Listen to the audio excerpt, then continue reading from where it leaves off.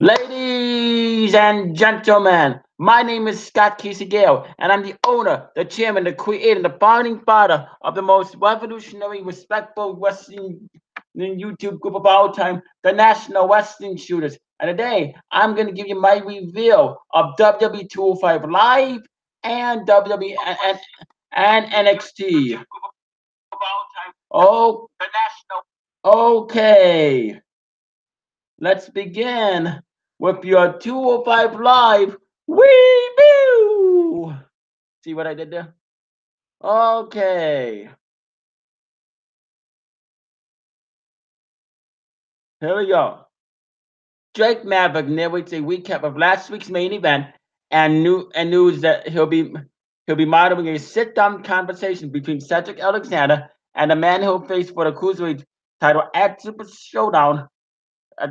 He also hypes the two announced matches and gives some of the history behind them. Vic Joseph, Nigel McGuinness, and Percy Watson welcome us to Denver, and our first competitor is already making his way to the ring. Leo Rush defeated Noam Dar via pinfall following a frog splash. Action starts with a cheap shot from Rush before the bell. He evades an angry Scott doing a race around the ring, but a skin kick from Dar puts Leo down. He controls things for a while, but a battle on the apron ends with Rush Moon sounding on to know him to get back an offense. The man of the hour attempts covers from some power moves, but Dar won't stay down. Frustrated, Leo delivers a kick to Dar's surgically repaired knee after a few follow-up strikes to the midsection. Noam fights back after catching a kick, hitting a forearm and evading a leap, which sends Rush mouth first into the top rope. Near follow off a suplex, but Dar can't bridge on the pin due to his knee. Another pin attempted on an exchange when the Scottish the Supernova sends Leo headfirst into the turnbuckles.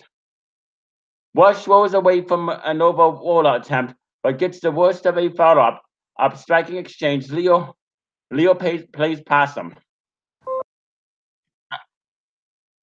Bye bye. Bye bye, Ed. Leo plays past him and nails Dar with a kicks right to the jaw to set up his finisher.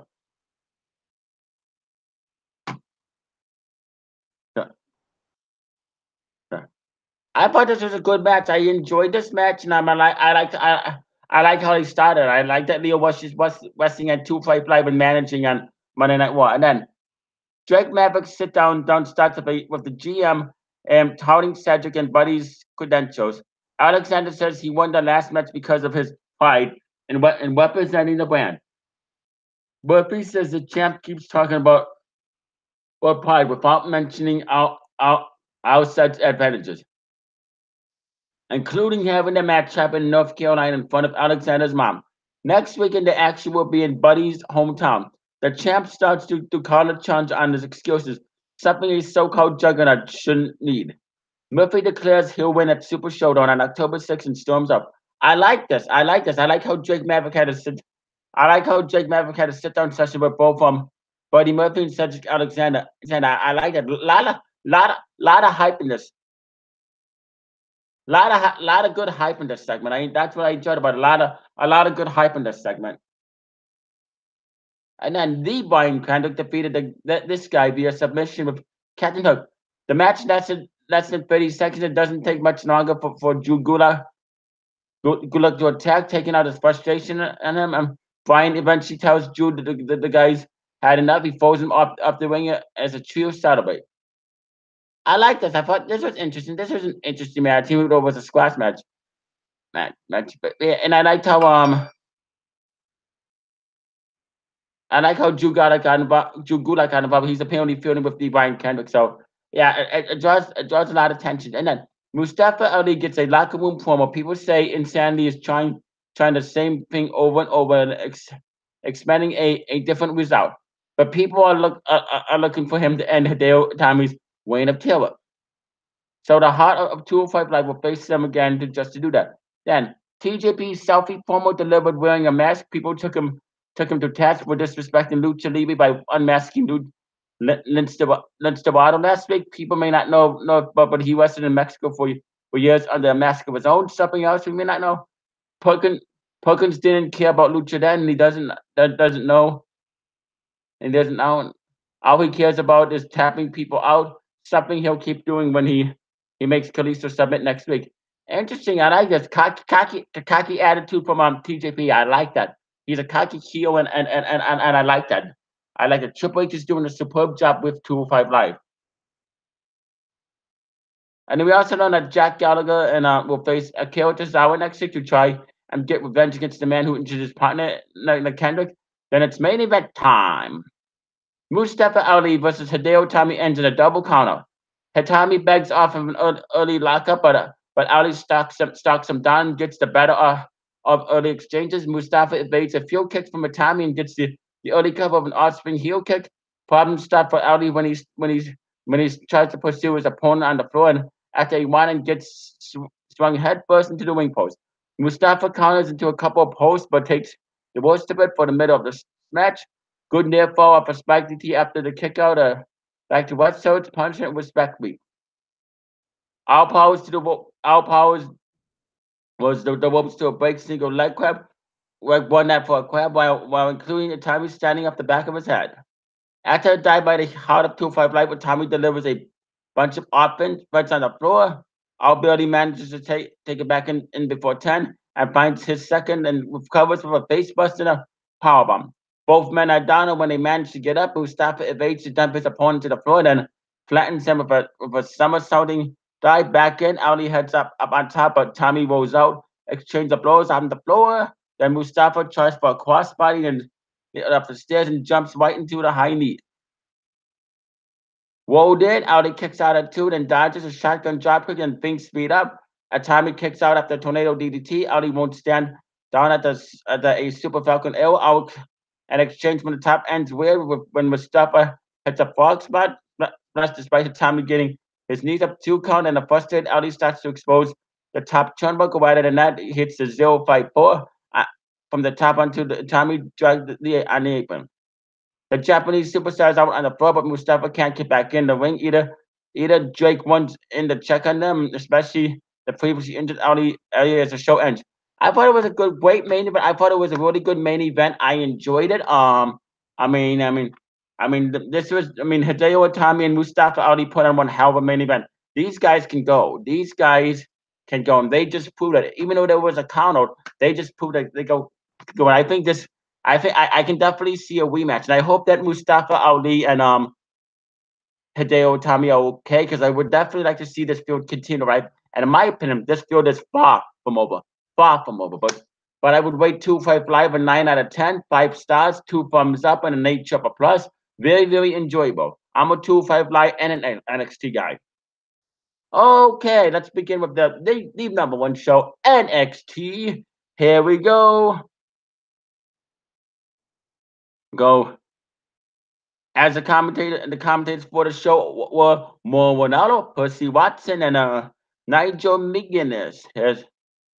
Okay, newfangled then now forever video, and then Mauro Ronaldo, Nigel McGuinness, and Percy Watson welcome us to the full sale after the NXT thing. The general manager's music hits. Roland Wiggle says he feels like he's getting closer to finding out who attacked Aleister Black, but he's interrupted by Undisputed Era. Adam Cole says that week after week, instead of doing his job, Wiggle comes out and plays Sherlock Holmes.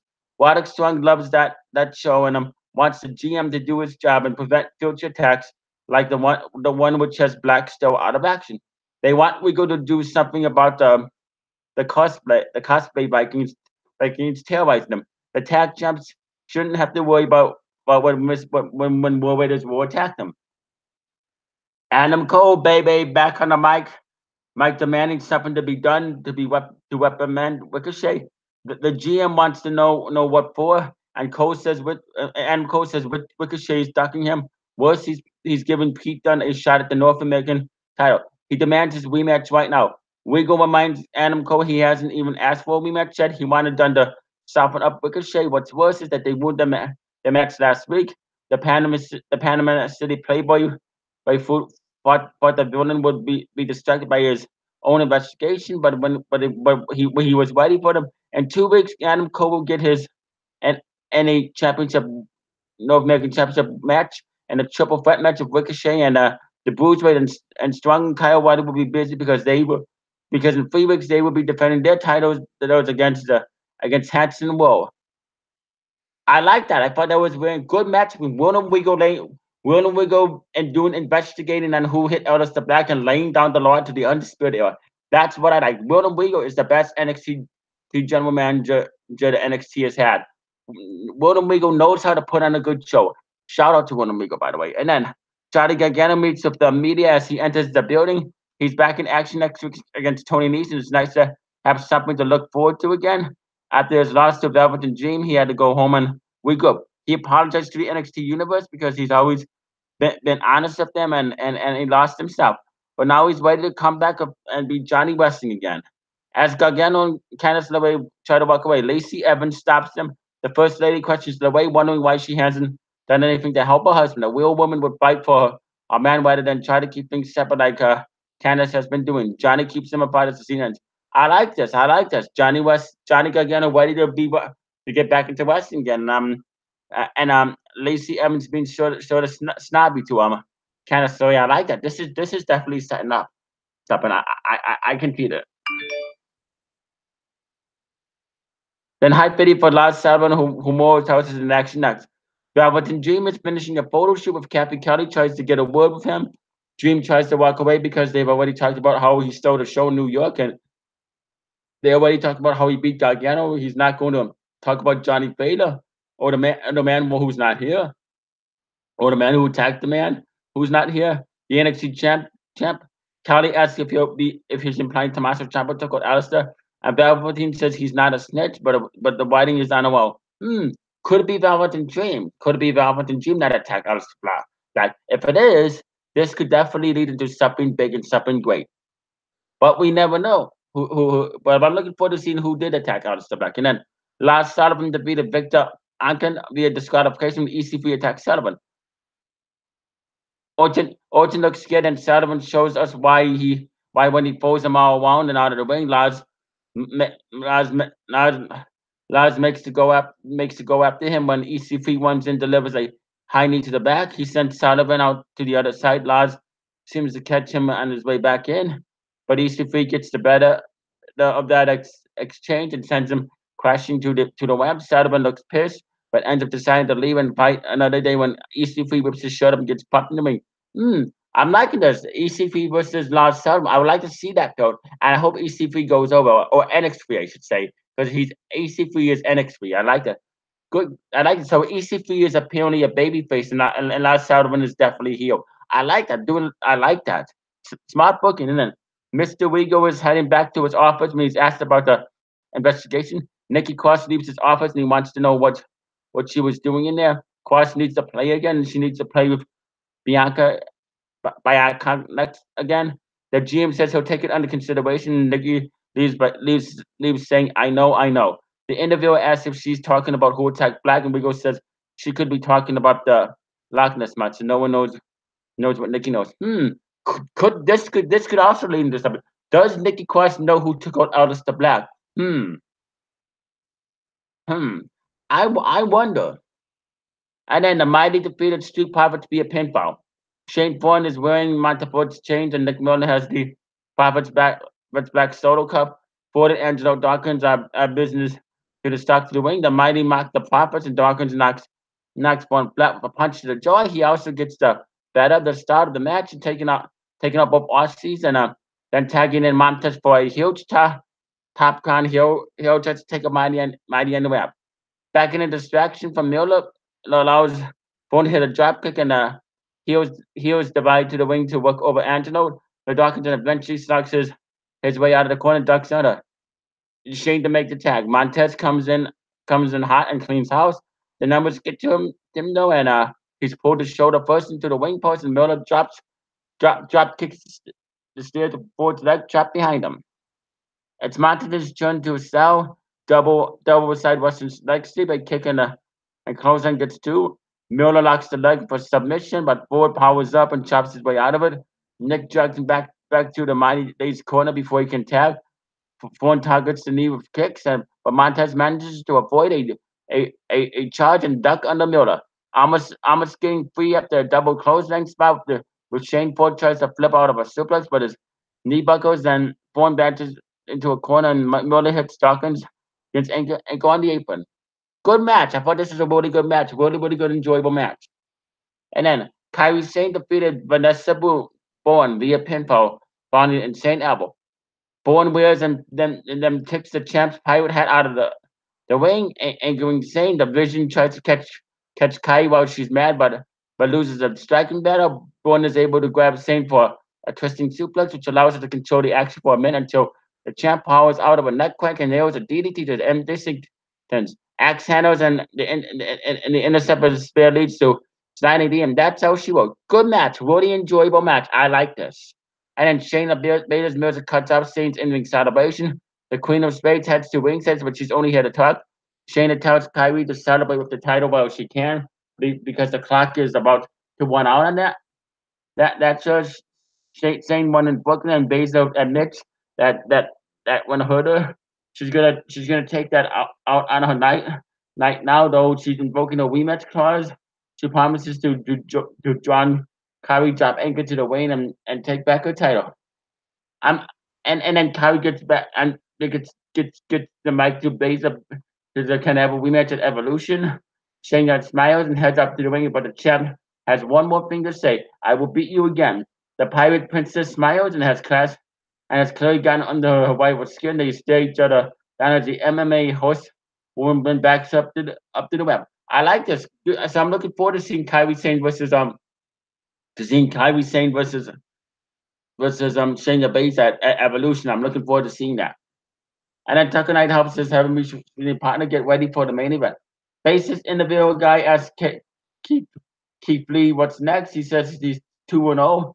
At a limited one needs gold to become who he is. Lee walks into a heel prep session for Kona Reeves.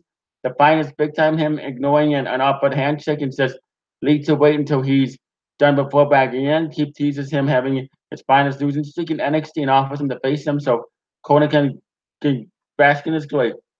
I thought it was pretty interesting. I like that segment. I mean, Kona Reeves versus Kona Reeves versus Keith Lee. I definitely want to see that. And the next thing we'll get the Forgotten Sons in action in EC3 versus Lars Sullivan. I really hope EC3 wins. And then Tommaso Ciampa defeated Otis Dozovic via pinfall after. Then Tommaso Ciampa defeated Otis Dozovic via pinfall after a pair of draping DDTs. Dozer is out alone. The champ takes off his jacket, putting down the belt at the bell. Otis gets the better of the strength battles, was knocking Ciampa down the shoulder blocks and throwing him out of the ring and out together. Dozovic catches Tommaso when he tries a crossbody, spinning him and throwing him, but Otis takes too long, soaking in the cheers, and the black cut rolls out. After stopping him around the ring for it, he feigns a dive and pops the claw with the caterpillar. After a back jump onto the apron, Tommy Entertainment finally gets an advantage by sweeping Dozer back first to the steel ramp. Ciampa refuses to take a counter win, heading back to inflict more damage, delivering a high knee on the apron and goes for the cover, but Otis kicks out. Gouts another knee to the head, leads to another 2 count. The champ hits a neck breaker, then latches on a sleeper. Dozer escapes by dropping onto his back, crushing Ciampa, clubbing blow from heavy machinery member, then a shoulder to the midsection and a big clothesline 4-2. Rolling out, Tommaso grabs his belt and heads up the ramp, but Knight cuts him off. Ciampa turns into a clothesline from Dozovic, who drags the champ back into the ring and tosses him around with suplexes. He's also waiting for the draping DD and throws the black cut on a floor too. Elbow gets two. The champ grabs the weapon, relaxes Otis' eyes, but Canada's finished, and Dozer gets a powerbomb on the 2 counter. Ciampa makes it to the ropes when he catches Otis with a draping DDT. T after another, it's over.